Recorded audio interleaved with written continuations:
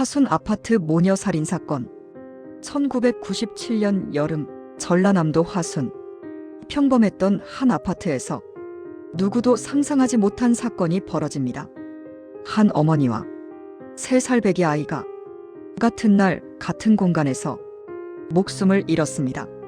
이 사건은 단순한 강도 사건이 아니었습니다. 수사 과정 그리고 법정의 판단까지 많은 질문을 남긴 사건이었습니다. 1997년 7월 9일 전남 화순군 화순읍 설화 3차 아파트. 그날 집 안에는 30대 어머니와 어린 딸이 있었습니다. 낮 시간 아파트는 조용했고 특별한 이상 징후는 없었습니다. 하지만 시간이 지나도 집 안에서는 아무 소리가 들리지 않았습니다.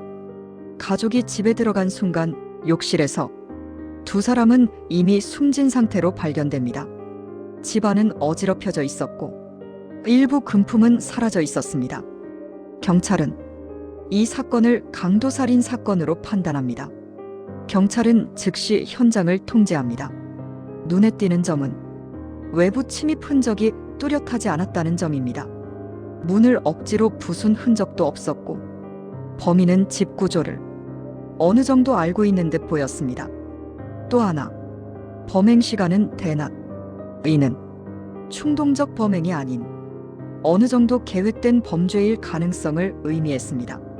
수사의 방향은 자연스럽게 아파트 내부로 좁혀집니다. 경찰은 주변 주민들을 상대로 광범위한 탐문 수사에 나섭니다. 누가 평소 이 집을 자주 드나들었는가? 사건 당일 수상한 사람을 보지는 않았는가? 여러 진술이 모이면서 공통된 인물이 떠오릅니다. 피해자 집과 가까운 동에 살던 10대 청소년. 사건 전후로 행동이 눈에 띄었고 당시 행적도 분명하지 않았습니다. 경찰은 이 소년을 중심으로 수사를 본격화합니다. 경찰은 소년의 주거지를 중심으로 정밀 조사를 진행합니다. 그 과정에서 사건 현장과 연결되는 중요한 흔적들이 발견됩니다.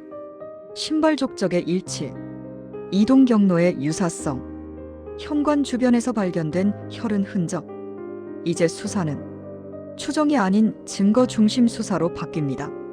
소년은 경찰서로 불려와 본격적인 조사를 받게 됩니다. 조사 초반 소년은 범행을 부인합니다. 하지만 증거가 하나씩 제시되자 태도는 달라집니다. 결국 그는 범행 사실을 인정합니다. 그리고 혼자가 아니었다는 사실도 밝혀집니다. 경찰은 그의 진술을 토대로 추가 수사를 벌였고 공범 3명을 차례로 검거합니다. 가해자들은 모두 10대 청소년이었습니다. 범행의 목적은 금품을 노린 강도. 그러나 결과는 2 생명을 앗아간 살인이었습니다. 사건은 법정으로 넘어갑니다. 여기서 가장 큰 쟁점은 가해자들이 미성년자라는 점이었습니다. 소년법은 청소년의 교화를 전제로 합니다. 하지만 이번 사건은 어머니와 아이가 희생된 극히 중대한 강력 범죄였습니다. 법원은 소년법과 특정강력범죄처벌법을 함께 검토합니다. 법원의 최종 판결. 남학생 2명 징역 20년, 여학생 2명 징역 15년. 소년법이 허용하는 범위 안에서 사실상 최고 수준의 형량이었습니다. 법원은 범죄의 잔혹성과 사회적 충격을 고려해 강한 처벌이 필요하다고 판단합니다. 이 사건은 많은 질문을 남겼습니다. 청소년 범죄는 어디까지 처벌해야 하는가? 소년법은 과연 현실을 반영하고 있는가?